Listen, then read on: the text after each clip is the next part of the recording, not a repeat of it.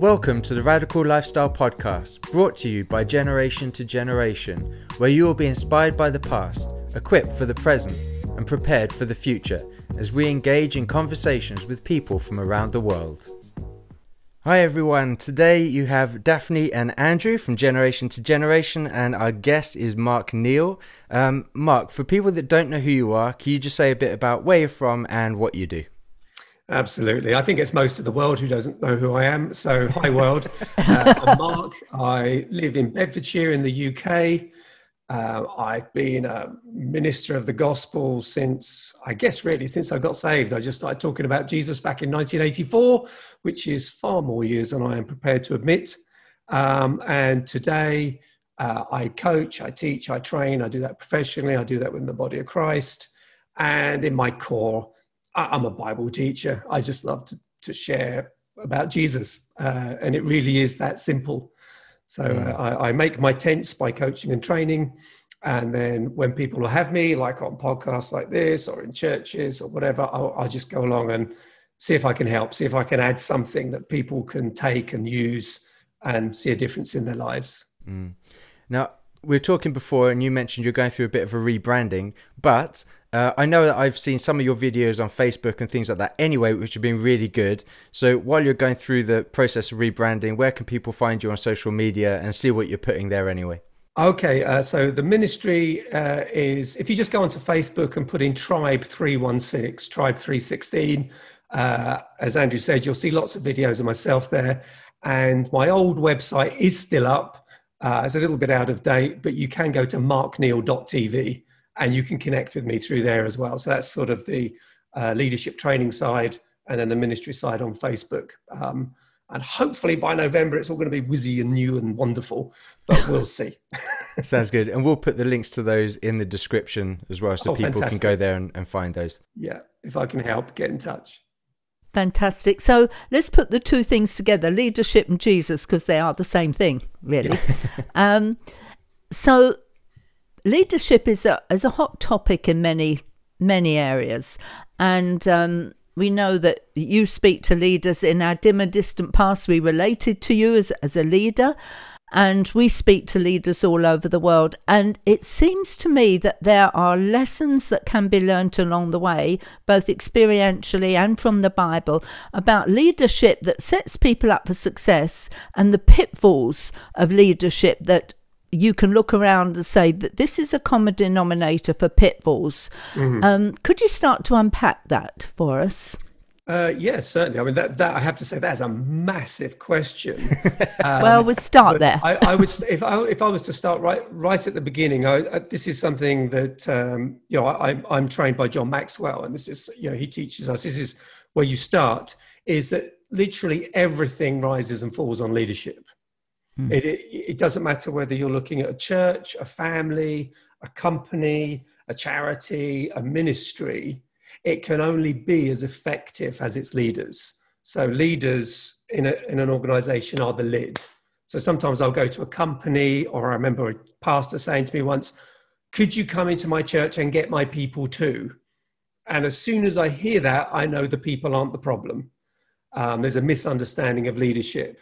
And then I think once we know that this leadership that is the lid, it's it's the leadership that determines success and failure, we then have to start with what I think is the most difficult thing, and it's probably the most common failure, is we have to lead the most difficult person on the planet, and that's ourselves. Oh. And I think that's what people really failed to get a hold of. I think they confuse being a leader with being a boss. A boss says, do that. A leader comes alongside and says, let's do this. And the hardest person to lead is ourselves. And that's what I focus on, is if I can humble myself, if I can become teachable, and then I can start to see things work in my life, I then think, I've then got some moral authority to start to influence other people. But we don't lead from a position of leadership, because that doesn't mean anything. We should lead from a heart of leadership. And then it doesn't matter what our position is. because it's a way of living that is learned and that we develop in. And I think, to be honest, if you wanted to, there's two sides of one coin, and one side says leadership, the other side says personal growth, or the Bible says maturity. So press on to maturity, reach out for that for which Christ reached to you. And I think that's the growth we're called to. And I think it's the same thing, but don't tell anybody. Yeah. So when you said about leading from the heart, I interpret that, not totally, but some ways, you're leading with integrity. Mm-hmm. You're leading with passion, and people catch passion. Yeah. And you're leading from a place that has become your own DNA. Yes, that's a really good way of putting it, actually.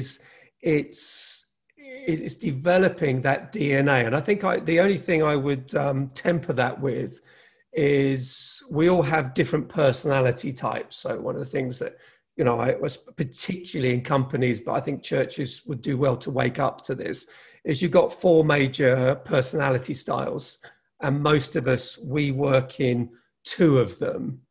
And we mustn't confuse a personality style. You could have someone who's really forward and they're driving projects forward, and we say, oh, they're a natural leader. Well, no, that's their personality style. You could have someone who's quieter, more reserved, and they can be a highly effective leader, but they operate in a different way. And I think that's very often the confusion comes in. And I sometimes see pastors berating their churches for not being like them, because not all, but a lot of pastors, we would call them a high D. They're quite dominant. They've birthed the vision, they've driven it forward, and then it frustrates them because the rest of the church isn't like them. Well, the reason only a small percentage of people are like them is because God loves us so much. Most people are a lot more steady, a lot more process orientated, and that's what holds everything together. That's the glue, that's the spine. But we can lead when we realize that leadership is influence. And that was sort of the third stage I was talking about earlier, is I learn to influence myself, and then I influence others. And you can influence from any position. You don't have to have a title. You can be at the checkout. You can influence in that moment just by bringing some peace or some joy or some encouragement. That's leadership in action. And I think very often people, their ego is attracted by position, and power, when really the ultimate leader, he came to us and said, you call me teacher and Lord, and you're right, I am, and then washed everybody's feet, because he says, I come among you as a servant. And that I believe, that's the radical lifestyle. That's the high calling of leadership, is you have that influence and you use it to serve and add value to other people. Well, I was just thinking, as you were speaking, every leader needs a follower. Yeah. And people need to show how to follow and lead in following, lead in serving, lead 100%. In. So, if people don't know how to follow well, leaders leading no one. On the other side of the coin, how important is it, do you think, that every leader should also have the ability to follow and I suppose you could say serve? Oh, I think, to be honest, if you're not serving, you're not a leader. Right. You're a boss. You're a tyrant. Jesus was really clear, we're not to lord it over one another. And I also think is that life is multidimensional, it's multifaceted. So you could be the leadership in one position, but not in another. There's quite a well-known story where Mother Teresa got sick, and she was in the States at the time, and she got taken to this hospital, and these very senior medical staff were all brought in because of who she was. Now, for most people, it doesn't matter what your position is in life. If you go into the doctor's surgery, you could literally be the prime minister, the queen, and the doctor just says, get undressed, and you say yes. But in this case, Mother Teresa spun the whole thing round and ended up having all these wealthy top flight doctors going out doing mission work. her influence was so powerful that even though she didn't have a position, she influenced others to serve. And I think she got them all to go down to Mexico or something like that. So whilst these doctors within the hospital, they were in charge, once they met Mother Teresa, they were the follower.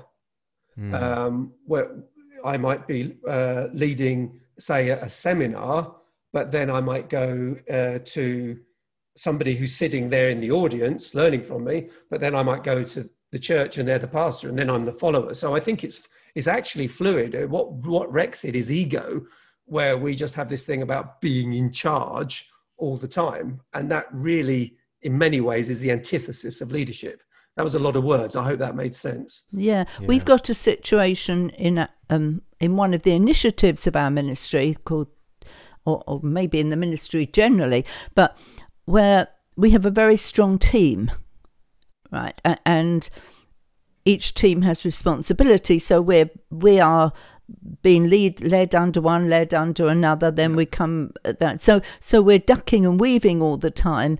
And I often think strength of a team is recognizing people's ministry, recognizing their authority. Now, having said that, I'm increasingly understanding that the person who we call administrator is one of the major leaders of the ministry. Yeah. I mean, we would not survive without her. She's a strategist, she carries a thing, she holds a thing, and yet if you look at most situations, the administrator is the person on the side.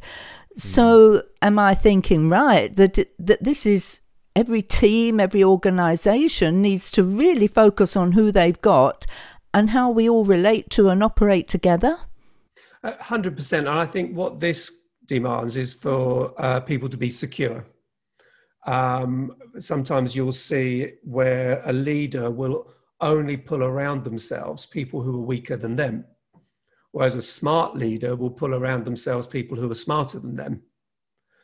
Because you might have somebody who has a real vision. So you guys have a vision, and the people who start working with you and following you, they have to make that vision their own. They've got to be comfortable in that vision.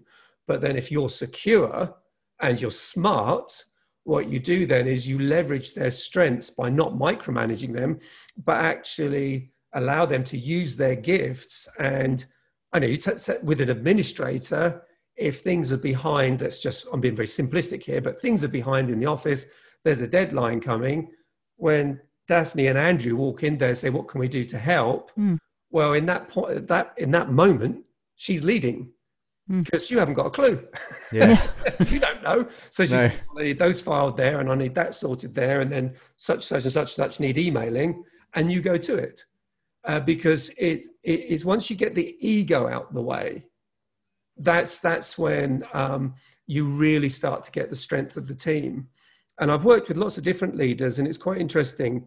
Where were we? We were in Southern Ireland, and John had come over. John Maxwell was speaking at an event there, and he had some of his team with him. And what really impressed me was how much he was happy for them to push back and even be corrected. Now, they weren't being disrespectful, they weren't being unkind, but they were so empowered. For example, his archivist was there, and we just had almost a private meeting with a very small number of us at the end of the day, and he started sharing something, and then she just corrected him. Now, when I look around the church, you get people throwing their toys out the pram just because you didn't call them pastor. Whereas you've got somebody who has presidents on a waiting list, and he's really happy for his team to say, actually, John, it would be better to do this. Why? Because they all buy into a vision that's much bigger than them. It's not about their ego. It's not about them looking good. It's about them fulfilling what they've been given to do, and adding value to other people and making a difference in the world. And probably coming out of me at the moment is, watch out for ego. And probably relationship too. Yeah, 100%. And I think that's, again, when you get the ego, you get a lot of things, as a leader, it's lonely at the top. Well, then you didn't lead anybody. If you're at the top on your own, you just took a climb.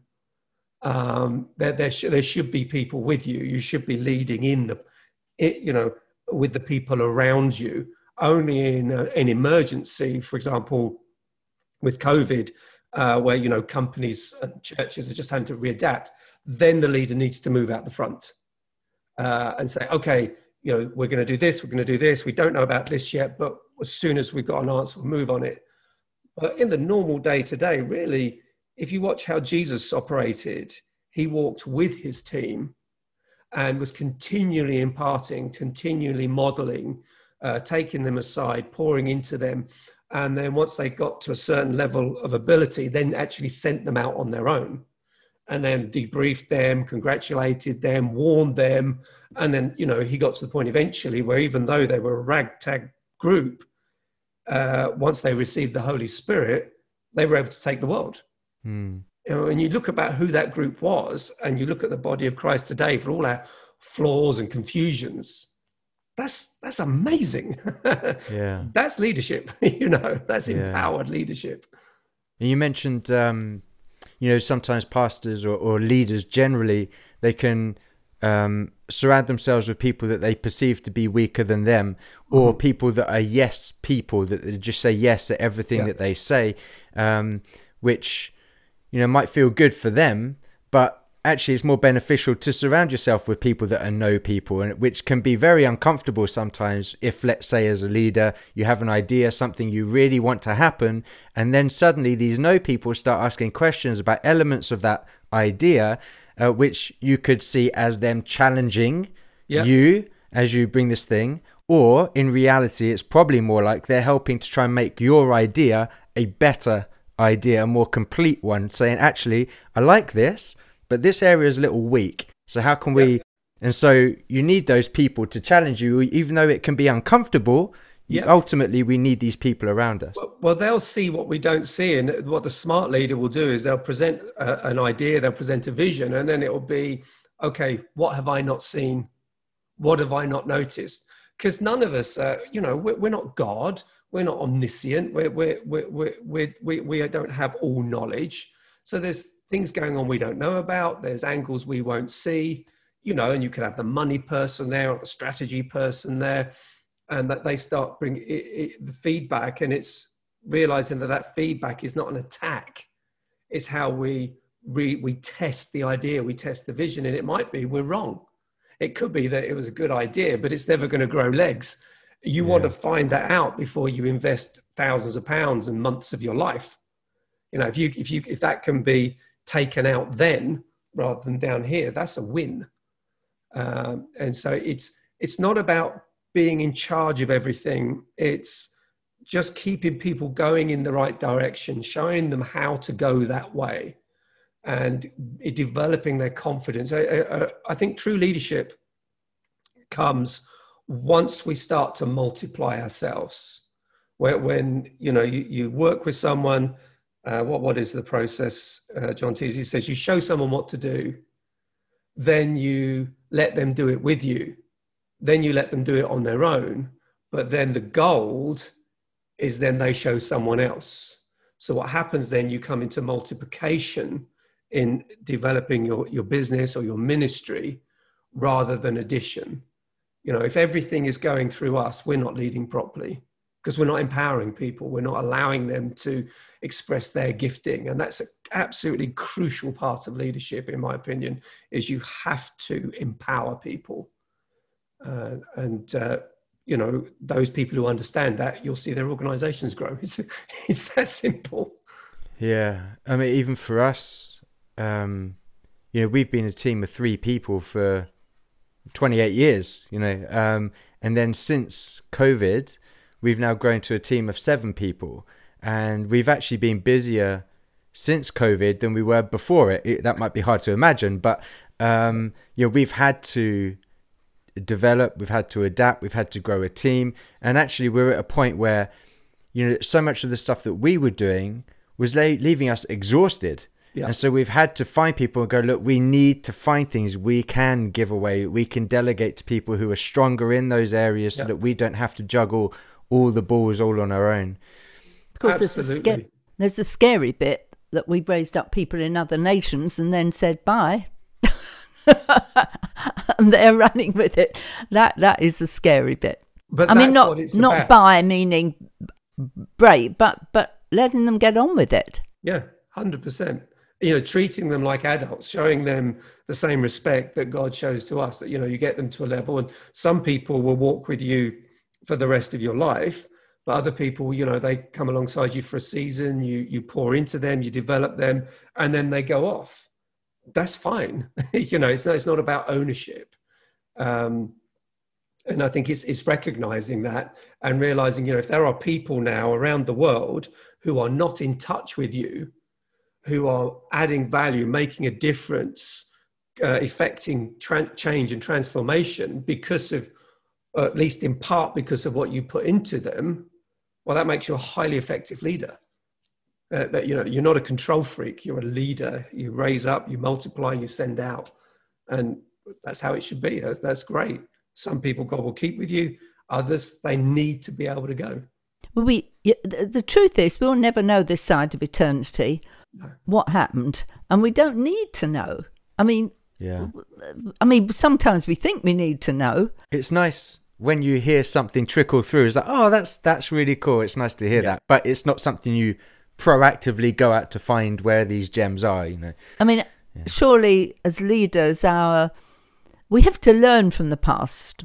We have to look back and learn from the past, I know, but our vision is not continue looking over our shoulder. It's looking forward and standing on the past. But like Andrew says, it is nice when you get little message. It's wonderful, isn't it? Every now and again, God's been very good to me like that. Sometimes, you know, I've told you some of what we've been dealing with and that, and you know, you just get a little email or you get something third hand. You know, I just heard recently, you know, I did this little book a year or two ago and just found out how this lady got beautifully saved because she ended up with a copy of it. And then you go, oh, praise the Lord, I've made a difference over there, you know. Yeah, we hadn't. I think it's wrong to look for them every day, you know. Yeah. We had a message from someone in Australia who was just on a Facebook and kind of messaged her, but not really. And she said, oh, our pastor mentioned you in our sermon this morning. I'm like, you what? but I think there's a big lesson for people here too about how leaders need encouragement. Yeah. And there is a massive, I don't know how to say that, there is a massive influence you can have in the life of leader if you will be an encourager and look for ways to encourage. I mean, we both just expressed as leaders how these little encouragements have just meant the world. Yeah. And I think people underestimate the value of that in a leader's life. And I think as well, especially going through the days that we're going through now, I mean, we've talked to so many leaders, and I'm sure you have too, who are really struggling with the weight of the responsibility of trying to navigate these waters that no one's ever had to navigate through. Nope. And the pressures that they really feel it. And so many have said to us, I'm really struggling. And then they have said to us, I don't know any other leaders that are not struggling right now. And so even, especially during this time, just those little words of encouragement to people who are trying to plow through this tough ground is really, really important. 100%. I think, you know, and the leader, you got to, in times like this, and I'd have to say in one sense, we're all leaders, but when you have that leadership mentality and you've got responsibility, you know, you need to be dishing out encouragement with every breath. And it really is lovely when a little bit comes back. You know, it is, I think sometimes people assume because you are doing your best to hold it together and to encourage that you don't face the same feelings and difficulties that everyone else does. And of course, that's just not true. We're all facing the same thing. And encouragement's a ministry. You know, I think, you know, we all need to pick up that Barnabas grace and give it to each other. You know, I think if you mix encouragement with kindness, you can change the world. I really do. Yeah. So if you kind of look over many years experience as leader yourself and now a lead influencer of leaders, if you look back and say, here are a few things, just steer away from these because they're red flags. And, I would be interested personally to hear this, because, I don't want to fall down any pits that I don't have to fall down. I think that,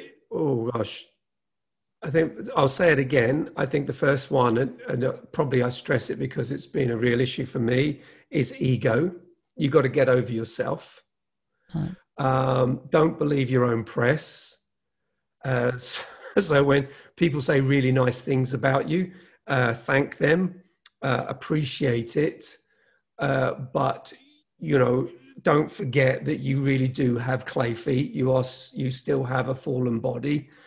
Because I think when we disconnect from that, we become very vulnerable to compromise. We really do. And I'm not talking about having a low self-esteem or being unkind to yourself. Quite the opposite. It's that I think we have this mentality for some people within leadership, and if you like, in ministry, where you consider yourself better than the people you're serving. And I think that is a road to disaster. Pride goes before destruction. And yet you see these terrible, terrible things every now and again where some leader gets caught out morally, or even worse, they end up taking their own life or something.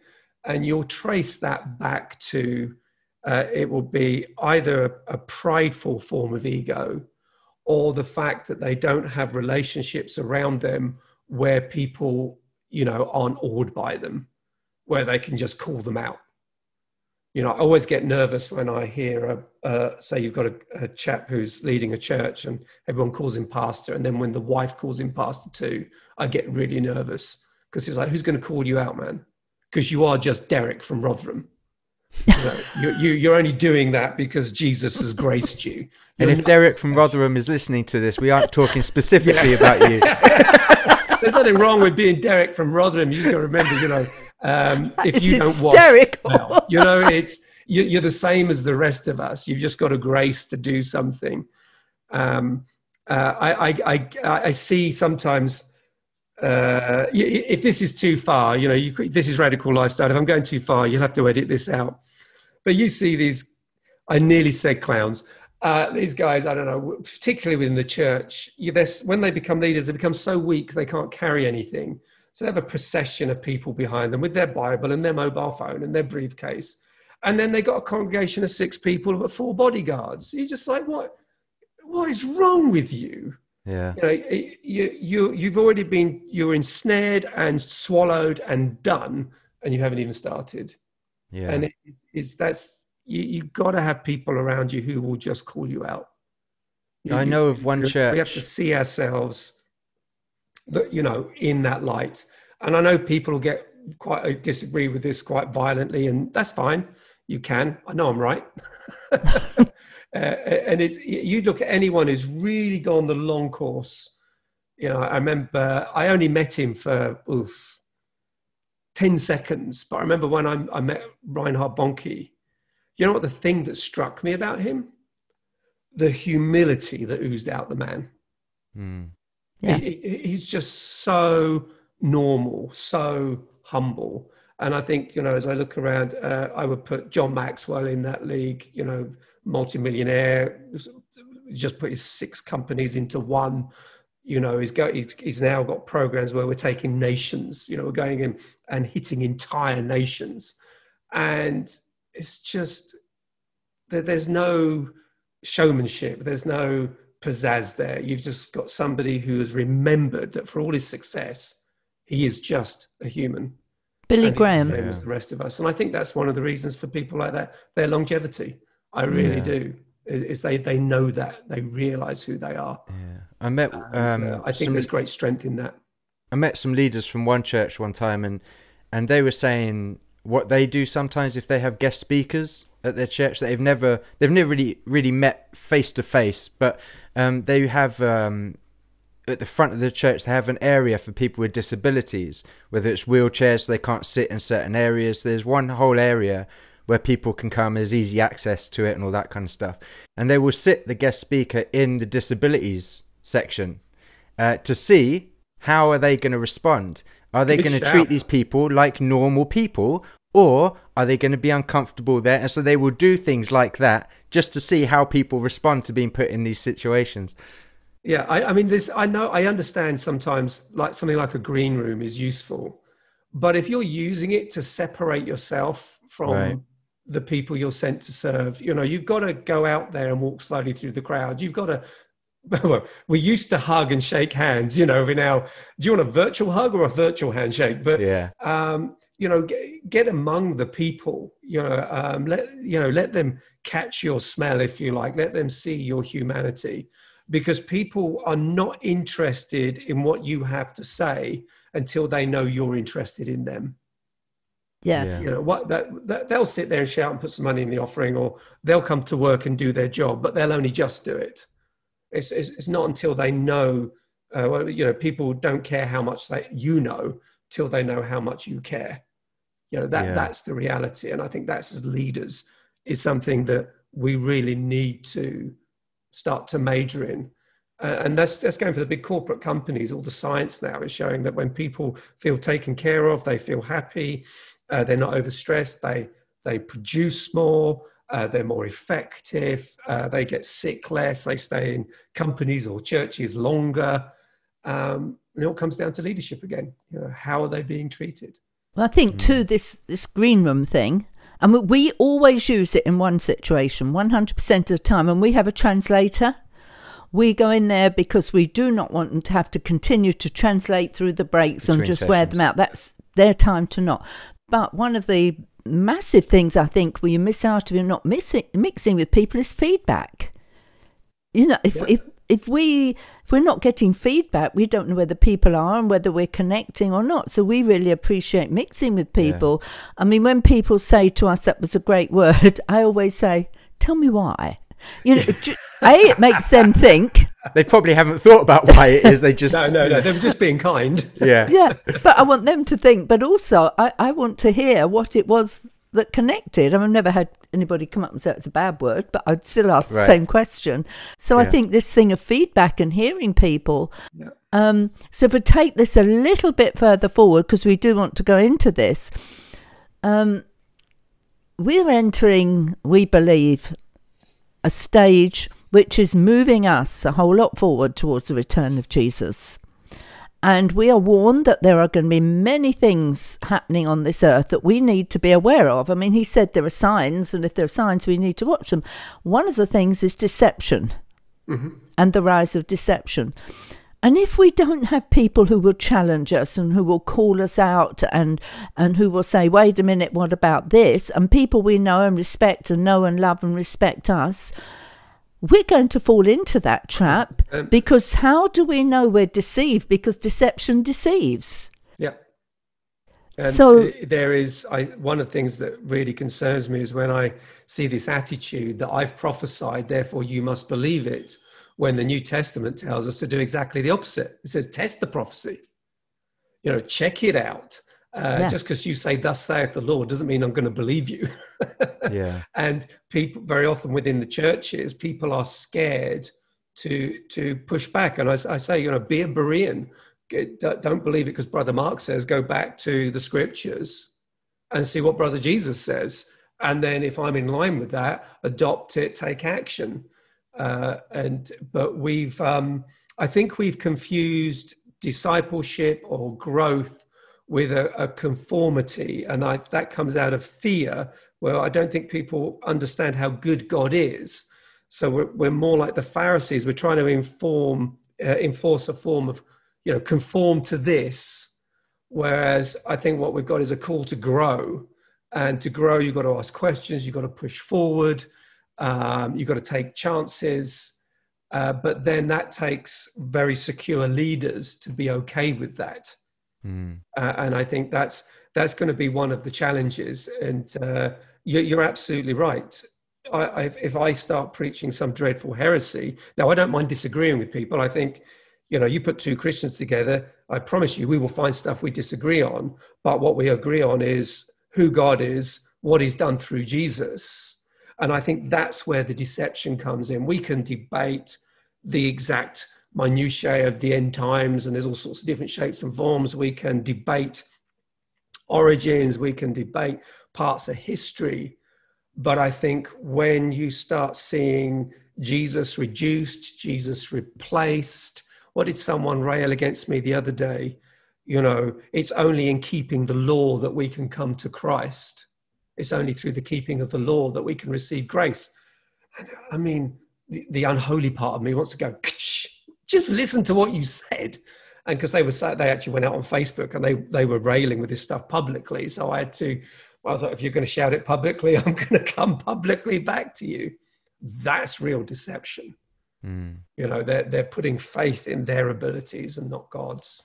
But if we're not aware of the warnings we've had about deception, I mean, this I think is one of the things that personally, in a good way, I think, alarms me most. Because we'll read passages like Matthew 24, and it says, many will be deceived. Yeah. Many's hearts will grow cold. It's not like it's just a few people. It says many people have this. So, we will often talk about it and go, how do we know we're not one of the many? Like, what can we do? That's a great question. That's a great question. What can we do to make sure we are not a part of that? I think, let me see if, see whether you agree with my theology here. I think you've got to read that verse. It's like there's two lenses. And I think, first of all, Jesus is looking at AD 70. And then, of course, as you follow through, you realize then there are principles there that we can then, they apply to us as well in a much more general term as we see the day approaching. And I think you have to go back to the basics. The word fundamentalist has been hijacked by terrorists. Right. But one of the things that alarms me is how casual people get. I like the old fundamentalism was to the 1940s, the divinity of Christ, the virgin birth, the second coming, death, resurrection. These aren't up for debate.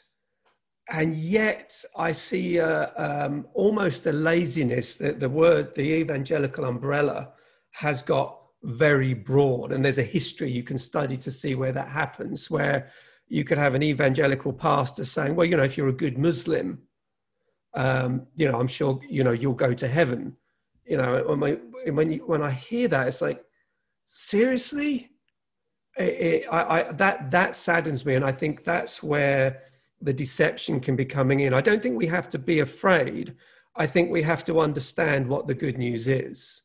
When I see that, or I see people adding to their salvation, so rather than being saved so that they can be obedient, I see people trying to bring in all these different things to obey so that they can be saved.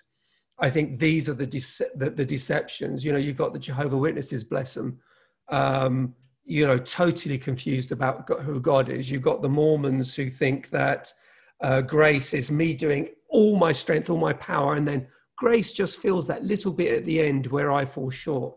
These are mainstream deceptions. You've got people in atheism, Buddhism, Sikhism, Hinduism, and you've got, these three basic worldviews there, which they make no intellectual sense whatsoever. They don't hold water intellectually. But I think it comes back to, and sorry, you've pressed a button, you've got a sermon here. But when Jesus was before Pilate, the whole question of truth came up. And Pilate thought, what is truth? And Jesus said this, whoever desires truth will hear my voice. And I think if you desire truth, whatever the cost, you might go off course a little bit like an aircraft on auto navigation. It's on a continually corrected course. And I've changed my mind massively about things over the years. But my understanding of Jesus and my loyalty to him has only got bigger. And I think I look back and I just wanted the truth. I didn't care who God was in one sense. And, I came to the point where I was in no doubt there's a God. Now you've got the question, who is it? And because I wanted truth, Jesus came to me. I heard his voice. And I think, I'm sure you know more about this than I do, but you've got people now in countries where we can't go and preach the gospel, but you get someone seeking truth. Who turns up in a dream? Who turns up? Jesus turns up himself.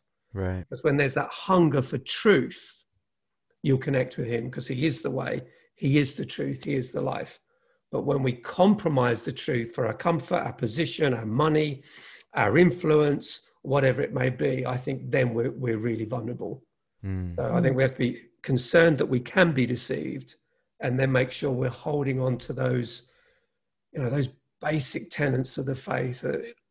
Jesus only. Does that make sense? I don't know some of the words there. Yeah. Yeah, one of the things among many that I like that you're talking about, when you're talking about leadership, I don't think you have said one thing, I don't think you have, about how to. It's all been values, it's all been principles, it's been vision, it's been etc. And as we are in this season all over the world, and I have had messages this morning from all over, I mean, South Korea, Australia, and telling us what's going on. I mean, and it's going on. And those aren't just about the COVID situation. It's talk about things like oppression of the church within that setting and all that kind of stuff. Yeah, I mean, what's being rolled out in our schools in September. Yeah. It's so overt. It's crazy. In South Korea, not North Korea, South Korea, you're not allowed to meet as Christians at all. If you're sitting in a coffee shop with your Bible, you can be arrested. I mean, that's South Korea we're talking about. And I could reel out other nations. Mm-hmm. And so, if people, and this is my presumption, if people have a model of leadership, it's not going to work now. I mean, well, it might do, but many, many, many are falling apart because they have a model. But what you're talking about is principles and values, etc., and those can walk through any storm, can they not? 100%, and it's the terminology we use for it is values-based leadership. Yeah. So I can teach you sessions on the practical ways, but if they are taught without the values, if the foundation of the values and the principles aren't in, if you're not careful, you're drifting into control and manipulation. So, there are practical things. I mentioned walk slowly through the crowd. That's a very practical thing you can do, and it's very powerful. Use somebody's name if you can remember it. Get into their world, but it has to. To repeat what you've said, it starts with values. What are your values? What will you not change? What will you die for? And come to terms with those first. And if you start to live out of those, you will automatically start to become an influence. Well, the reality is we're an influence already, but we will start to influence, I believe, in a much more positive and effective manner. And then we can start to develop the other things. So when I train people, people say, will you coach me? What is there material I should be doing? I always start with developing the leader within, because it starts with me. If I'm not prepared to deal within here, I don't have any authority to start influencing out there. And in this situation, we all need to be developing the leader within us very proactively. So, Mark, as we come to the end, if there are leaders who are listening, and there probably are many, and this goes out right across the world, and they really are struggling, and they're going into unknown territory, and they've got people they're meant to be leading, and nobody has a clue what's going on. Can you speak into those leaders, who are listening? I think you have to remember, I shared something with you, we were talking before this started, and I sense I've almost got to sort of bump up against prophecy here, because, I had an email this week from a couple that I connect with in the Philippines, and he was killed in a Bible study recently. He just, the terrorists kicked off and the police were fighting, and he got in between the two. So now and I don't want to give advice to people in that situation, because I live in an amazing place in what is still, for all our faults, I live an incredibly privileged life in a very privileged country. So I don't want to sound cheap, but, I've been through some trials over the last few years, my health being a part of that. And something the Lord reminded me of just this week, I was kind of getting a bit moany, I think. And it was to remember that, my batteries and my lights have just died, forgive me. To remember that the number one thing is our walk with him. That's the most important thing. And I'm not talking about reading more Bible or praying more, though that might be a useful thing to do. Just develop the awareness that he is God with us, that you are here about his business. And there's nothing that's happening. There's nothing that's unfolding. There's nothing that's being released in the world that he hadn't seen coming and dealt with before time began. And the reason I think I'm saying this is a key part to success and a key part of leadership and coaching people is having the right perspective. And if we run around like it's the end of the world, that's okay if we know it is the end of the world because there's a new world coming. But if we run around like it's the end of the world and God has lost control, we're not going to help anybody. So even when tragedy hits, when things are going wrong, when the money's not coming in or the police are banging on the door, whatever's coming at you has already been seen and it's already been solved. It won't stop the plan of God. And if you can have your confidence in him, and I don't start singing Que Sera, but Lord, I trust you. I'm here right now. You saw me at this time. If I'm here by your direct will, you're going to have your way. And if I'm here because I was stupid, I apologize, have your way anyway, but use me in this. And I think you'll be amazed at what God will do through you. I'm not promising you it will be easy. I'm not promising you that it will all go right. If we look in the book of Acts, poor old James got his head cut off. Peter had the doors open for him by angels. That's God's business. But both of them were effective. Paul went on to become an old man. Stephen was stoned and had an open vision of God, with Jesus standing at his side. So those things, they're not our affair. I think our business is to stay connected to our values, to our cause, and above all, to the one who saved us. And then on that, we can start talking about practicalities. How do I get these people fed? How do I get them out of prison? What do we do here? But they won't work until we've got those building blocks in place. Does that speak into what you were driving at? Yeah. Yeah, that was really good. Thank you, Mark. We really appreciate you. Thank you so much for joining us. Please pass a love on to Sandra and the rest of the family. Yeah, they'll send their love back. And they're just at the other side of the wall. So. and if there are people out there who are struggling, do shoot a line. I mean, how do they connect with through Mark's Facebook? Yeah, the links would be in the description. He's there. Wherever you are, shoot him a line, and I'm sure he will respond. Yeah, thank you, Mark. 100%. You know, if there's church leaders out there and you're looking for help and that sort of stuff, you know, especially, we can sort something out. You know, we'll do our best to add value and we'll do our best to help you. Thank you so much. It's a pleasure. It's been great talking to you guys. Every blessing. Thank you for listening to this episode. If it inspired you, please rate us and subscribe on Apple or Google Podcasts, Spotify, or another podcast platform.